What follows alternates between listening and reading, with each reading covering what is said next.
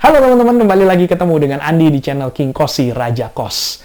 Di video hari ini saya akan membahas tentang pelaku-pelaku atau para pemburu properti yang mau membeli tanpa duit, tanpa modal gitu ya. Gimana ceritanya? Silahkan simak video ini sampai habis.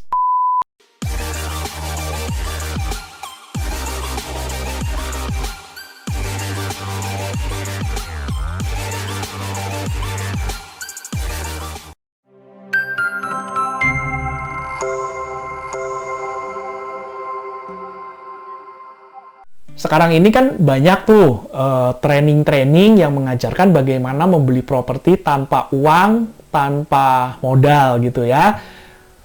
Dan hasilnya apa? Hasilnya adalah banyak alumni-alumni training tersebut yang menyebar kemana-mana dan akhirnya mereka berusaha untuk mempraktekkan ilmu tersebut gitu.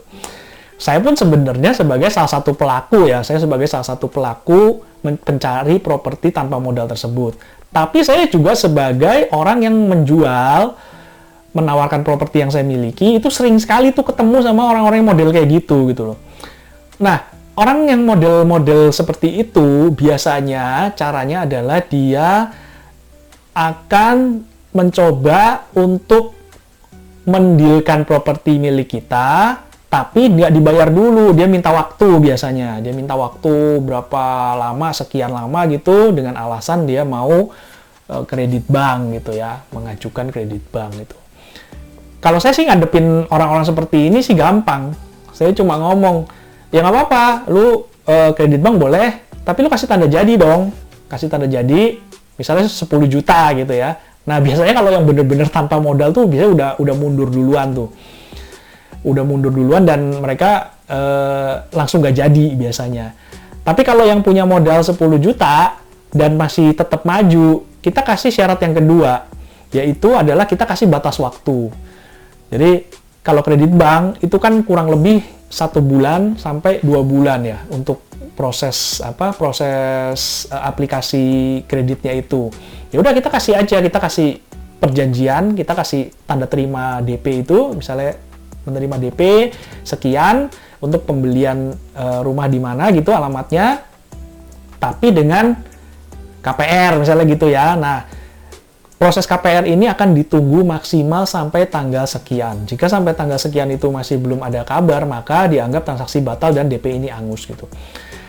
Biasanya kalau orang-orang yang dia mau membeli properti tanpa modal, kalau diberikan persyaratan seperti ini biasanya mereka akan mundur. Apalagi kalau yang masih amatiran ya. Masih amatiran tuh biasanya mereka akan mundur gitu.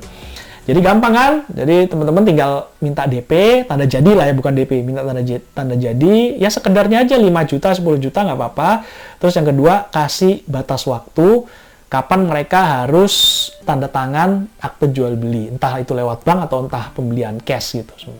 Nah, sambil menunggu itu, kita tetap jualan nggak apa-apa, kita tetap tawarin nggak apa-apa. Biasanya saya melakukan itu ya, saya tetap tawarin. Misalnya ada orang yang minat, saya bilang sama orang tersebut, ini sebenarnya sudah di DP orang, tapi orangnya itu masih menunggu proses KPR gitu. Tuh kan kita udah tahu tuh waktunya itu tanggal berapa kan deadline-nya gitu.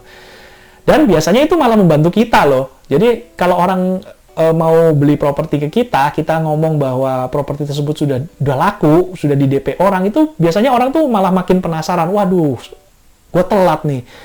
Waduh, udah deh kasih gue aja deh gitu. Nah, biasanya kalau ada kayak gitu, apalagi kalau misalnya dia bisa memberikan harga yang lebih mahal, kita tinggal telepon lagi tuh sama yang hubungi orang yang sudah kasih tanda jadi itu. Kita tinggal ngomong aja, misalnya dia udah kasih tanda jadi 10 juta gitu. Gitu bilang, ini kalau misalnya gue batalin, saya yang batalin gitu ya, kira-kira gue harus kasih kompensasi berapa gitu. Kalau biasanya sih perjanjian yang normal itu biasanya 2 kali lipat. Jadi kalau dia kasih DP 10 juta, kalau pembatalan sepihak dari pihak penjual, maka saya harus mengganti itu 2 kali lipat dari 10 juta itu, 20 juta. Tapi kalau misalnya pembatalan sepihak dari si pembeli, calon pembeli itu, maka uang DP-nya yang 10 juta itu angus. Biasanya sih gitu, normalnya seperti itu. Nah, jadi kalau teman-teman sudah diikat DP gitu, ya yang penting ada tanggalnya, atau kalau tanggalnya belum lewat pun ya kita bisa negosiasi dengan orang yang ngasih DP itu. Udah, itu doang sih tipsnya, dan semoga teman-teman tidak dikerjain ya sama orang-orang yang seperti itu, karena saya pernah dengar ada orang yang digantung propertinya sekian lama karena tidak ada perjanjian hitam di atas putih, batas waktu atau deadline kapan transaksi harus dilakukan gitu. Jadi kalau terima tanda jadi 10 juta digantung terus sampai hampir 1 tahun dengan alasan KPR-nya ditolak di sini, nanti ngajuin lagi di sini, ngajuin lagi di bank lain, akhirnya sampai setahun nggak kelar-kelar, dia mau jual juga nggak bisa karena dia sudah ada ikatan uang DP itu dia nggak bisa jual ke orang lain karena dia sudah terima DP kan. Karena kalau misalnya kita udah terima DP dan kita sepihak tanpa persetujuan orang yang memberikan DP itu kita jual, itu hati-hati loh, itu bisa kena gugatan hukum itu. Ya, teman-teman, itu yang paling penting adalah surat perjanjiannya itu harus jelas tanggalnya, dan pastikan bahwa tanda tangan kalau bisa di atas materai, kalau bisa lebih bagus lagi di notaris sih. Kalau notaris sih sebenarnya, kalau notaris udah kenal bikin surat kayak gitu paling bayar 200.000 sebenarnya ya. 200.000 kan nggak masalah, dari uang tanda jadi yang 10 juta itu kita ambil 200.000 buat bayar notaris kan nggak apa-apa, yang penting itu aman buat kita, legal, lebih legal lah ya, legalitasnya lebih kuat gitu. Oke teman-teman, itu dulu. Jangan lupa subscribe channel ini kalau teman-teman merasa terbantu dengan tips-tips yang saya berikan. Like, comment, share, dan sampai ketemu di video yang akan datang. Terima kasih sudah menonton. Dadah!